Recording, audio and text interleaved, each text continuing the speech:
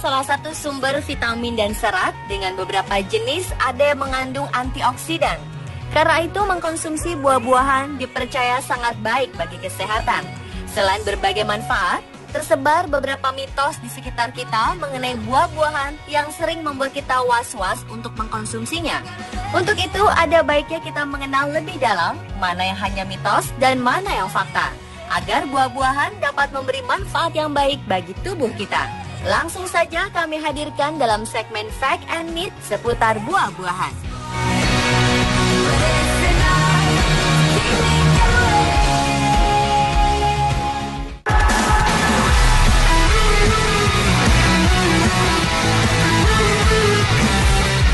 Mungkin sebagian besar dari kita pernah mendengar tentang sebuah mitos, jika memakan jambu biji terlalu banyak dapat menyebabkan usus buntu. Sepertinya mitos ini telah menyebar dan mengakar di kalangan masyarakat umum. Namun benarkah hal tersebut? Faktanya, anggapan jambu biji dapat menyebabkan usus buntu adalah salah alias hanya mitos saja. Penyakit usus buntu atau dikenal dengan istilah appendicitis merupakan sebuah keadaan di mana usus buntu membengkak, meradang, serta dipenuhi dengan nanah dan rasanya pasti sakit sekali. Usus buntu sendiri disebabkan oleh adanya infeksi perut yang pada akhirnya menimbulkan peradangan di daerah saluran usus buntu, serta adanya obstruksi, yakni terjebaknya sisa makanan dalam usus buntu yang akhirnya menimbulkan bakteri berkembang hingga membuat infeksi usus buntu. Penyebab usus buntu berupa penyakit cacing dari bakteri yang mungkin terdapat pada makanan atau kebersihan diri yang kurang terjaga. Usus buntu juga dapat terjadi akibat pola makan yang buruk, sering menunda lapar terlalu lama, hingga susah buang air besar. Untuk itu kita dapat meminimalisir penyebab usus buntu dengan tetap menjaga pola makan yang baik. Jangan menunda lapar terlalu lama. Selain itu, penting pula untuk memelihara kebersihan lingkungan maupun makanan yang disajikan. Ada baiknya menutup sajian makanan dengan tudung saji dan biasakan mencuci tangan sebelum dan sesudah makan serta perbanyak minum air putih.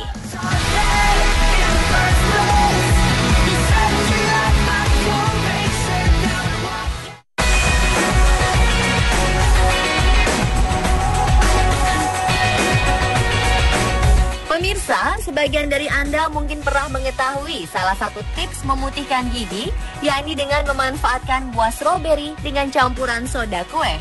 Namun apakah itu fakta atau mitos? Menurut para ilmuwan, anggapan tersebut tidak sepenuhnya benar.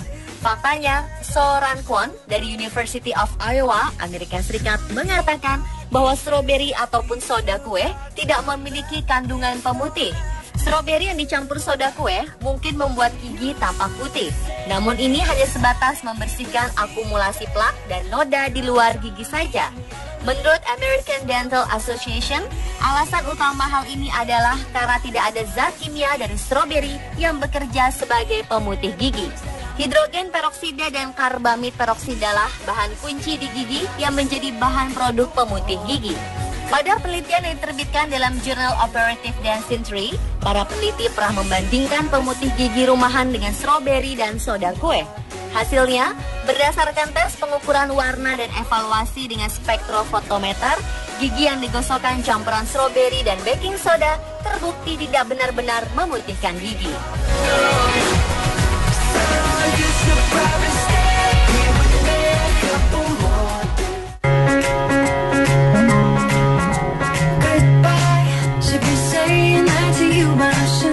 Bagi sebagian wanita mungkin akan menghindari makan ketimun karena menurut mereka mengkonsumsi ketimun dapat menyebabkan keputihan. Ya, saat ini mentimun yang masih menjadi musuh utama bagi sebagian wanita. Padahal kandungan vitamin di dalam mentimun sangat baik untuk tubuh, antara lain flavonoid dan juga polifenol sebagai anti radang dan kandungan asam malonat yang berfungsi untuk menekan kadar gula yang ada dalam tubuh agar tidak berubah menjadi lemak, atau bisa dibilang ini sangat baik untuk mengurangi berat badan. Lalu apakah pernyataan bahwa mentimun dapat menyebabkan keputihan itu fakta atau hanya sekedar mitos? Jawabannya hanyalah mitos. Faktanya, tak ada kandungan dari mentimun yang bisa menyebabkan keputihan. Keputihan bisa terjadi karena berbagai sebab. Antara lain, bisa disebabkan oleh infeksi jamur, bakteri, atau gejala menopause yang relatif tidak berbahaya. Hanya saja gejala ini bisa menimbulkan rasa kurang nyaman bagi perempuan, atau bisa jadi karena kondisi bagian intim wanita yang lembab dan tidak dijaga kebersihannya. Jadi dapat disimpulkan jika tak ada hubungannya antara mentimun dan keputihan.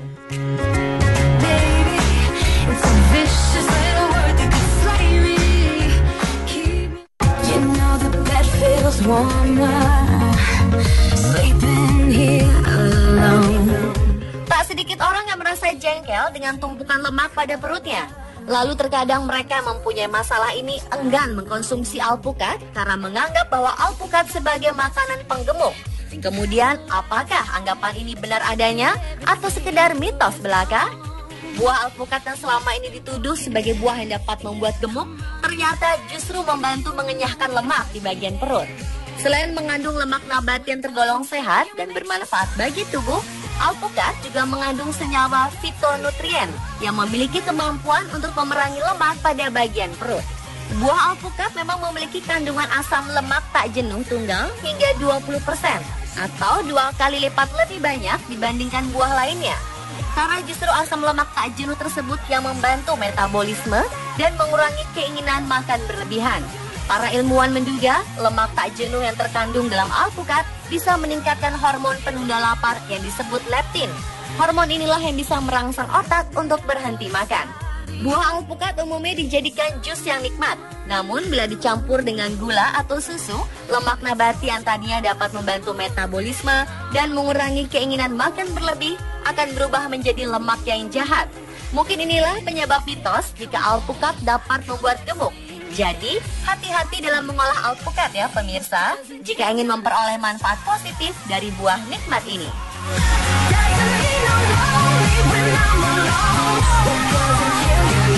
Pemirsa, itulah fakta dan mitos seputar buah-buahan. Semoga menambah pengetahuan kita semua ya.